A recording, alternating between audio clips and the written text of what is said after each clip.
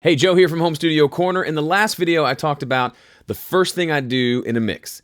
This video, I want to talk about the second thing that I do. This is going to be something that you're going to want to skip. Don't skip it. But it's also not something that you would be able to come up with on your own because it's not intuitive. So many things in music are intuitive. Even in mixing, I'm listening to something and I think, oh, that's got too much bass. I'm going to turn it down with EQ. That's pretty intuitive, right? This is not. This goes across the line from art into science, but it's one of those crossover points that we need to know or we'll be fighting against ourselves in the mix. And that topic is phase. You may have heard the term, is it in phase, or check the phase, or flip the phase, all around the internet. Phase is simply a relationship between two pieces of audio and how they relate to one another from a time standpoint. Specifically, when you use two microphones on a single source, for example, two microphones on a guitar, or in the case of this video, several microphones on one drum kit, the sound is hitting those different microphones at different points in time. You may remember in my video about recording acoustic guitar with two microphones, I like XY because the microphones are super close, so the sound is essentially hitting both at almost the same time, minimizing a lot of phase issues that can happen.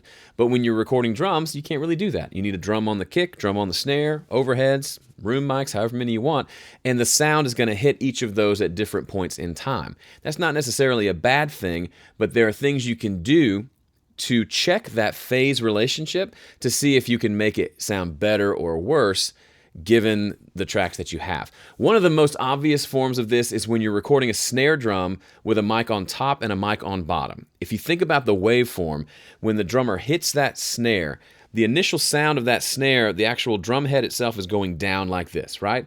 So if you could picture the waveforms as like little U's that are going up from the drum and being captured by the microphone. So the microphone is kind of looking down into a concave curvature. This may not be scientifically accurate, but it gets the point across.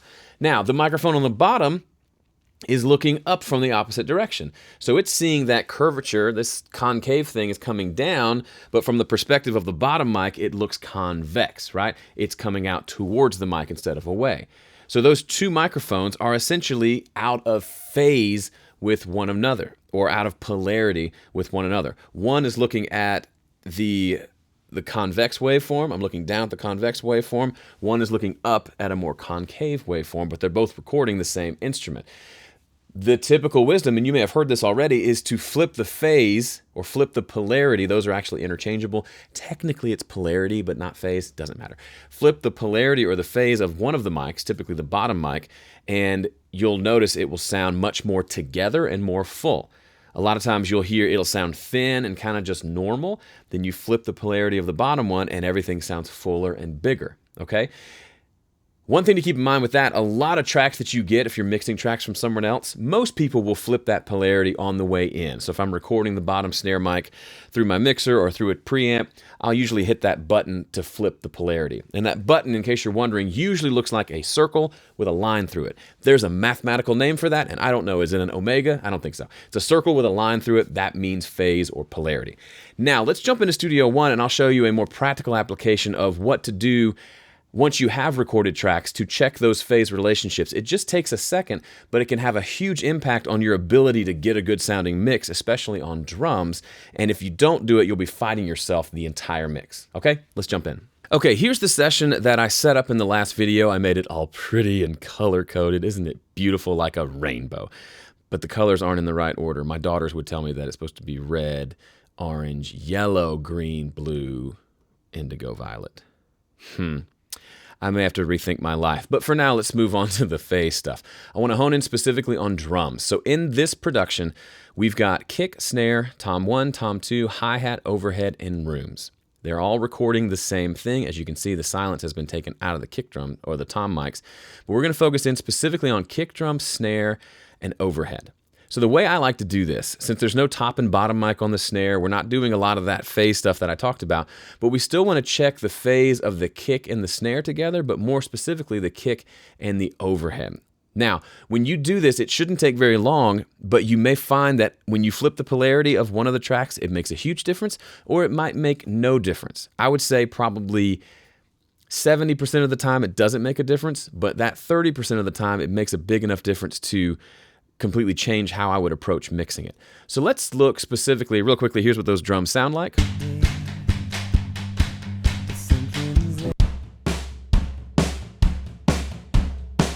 Real simple, grooving beat, okay? Now, what I want to listen to is the kick drum is like my reference point. And again, we're hearing all of this without any plugins. The kick drum by itself is my starting point. Good sounding kick drum. Now I want to bring in the overhead. I'm going to check everything against my kick. I won't be changing the kick. It's going to stay constant. If I need to change the polarity, I'll do that on individual channels. Let's listen to it with the overhead. Sounds like a kick drum and overhead, right? You wouldn't think to do anything else. However, there's a chance that one might be out of phase with the other, or simply flipping the polarity of one will improve the sound of the kick drum. So I'm going for kick drum improvement is my goal, okay? So let's flip over to the mixer, and I'm going to take a mix tool plugin. Now, how you do this in your DAW is going to differ from how I do it. For me, in Studio One, there's a mix tool plugin that has an invert phase or invert polarity button. Since this is a stereo channel, it inverts left and right. I need to invert those together. And then I can turn it on and off here with that power button. Your system, it may have a phase button here on the channel itself, or you may have to use a different plugin like an EQ plugin that'll have a little phase button on it. I know a lot of Pro Tools, the stock EQ buttons or EQs have those buttons. So you'll need to figure it out. It shouldn't be that hard to find. I use Mix Tool for that.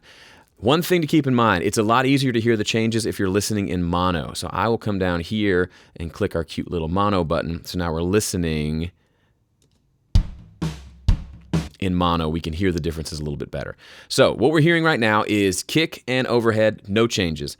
As it's playing, I'm going to click this little button, and it's going to turn on essentially the phase flip, and we're going to hear the overhead flipped. Listen to how the kick drum changes, if it changes or not, and I'll kick it on and off a few times so you can give it a good listen.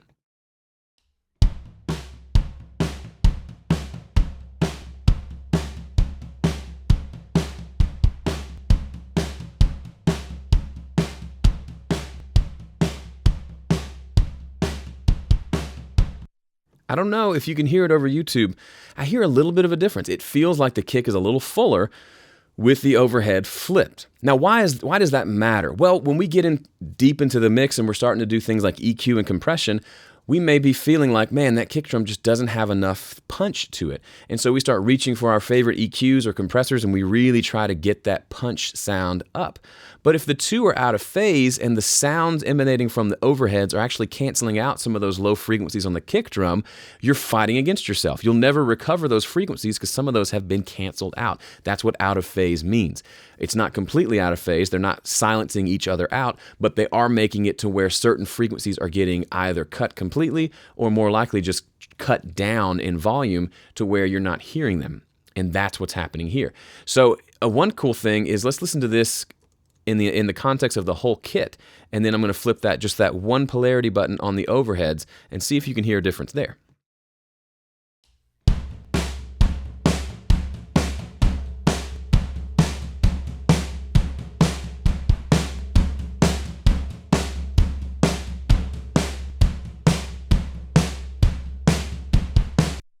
Now the room mic's a little loud. I'll turn that down. Whoops.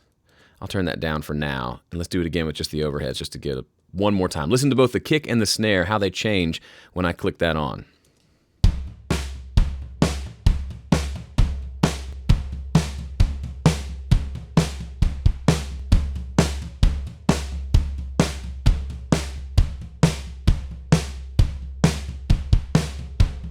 You hear that? Both the kick and the snare are much punchier and have an extra level of low end, low mids, and low end to work with.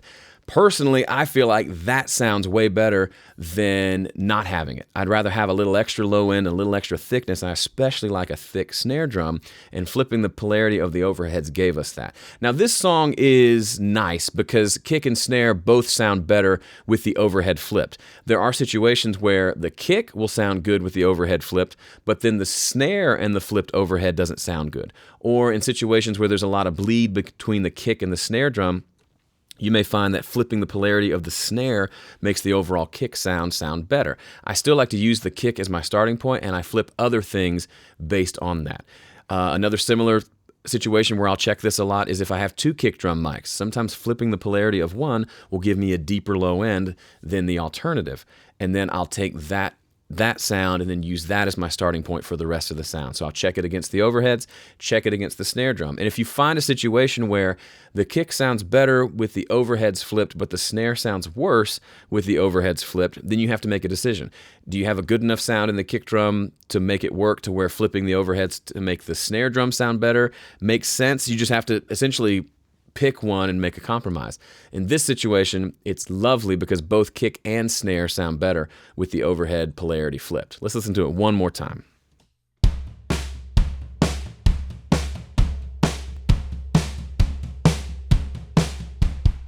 Do you see how nerdy that is, but also see how powerful that can be for your mixes? You may be sitting there trying to rescue a kick drum sound only to find that pushing one button makes it come to life. That's why I urge you to do this at the beginning of every mix. Before you throw plugins on there, do this because you'll be setting yourself up to get a much better sounding mix without having to do anything else. That's it for this video. Thanks so much for watching. If you want to mix more tunes and have some practice and some training and some community and all that goes into that, check out Dueling Mixes at duelingmixes.com. There's a free trial. You'll like it. Trust me. Give it a shot. All right, I gotta go. See you. Get back up and fight.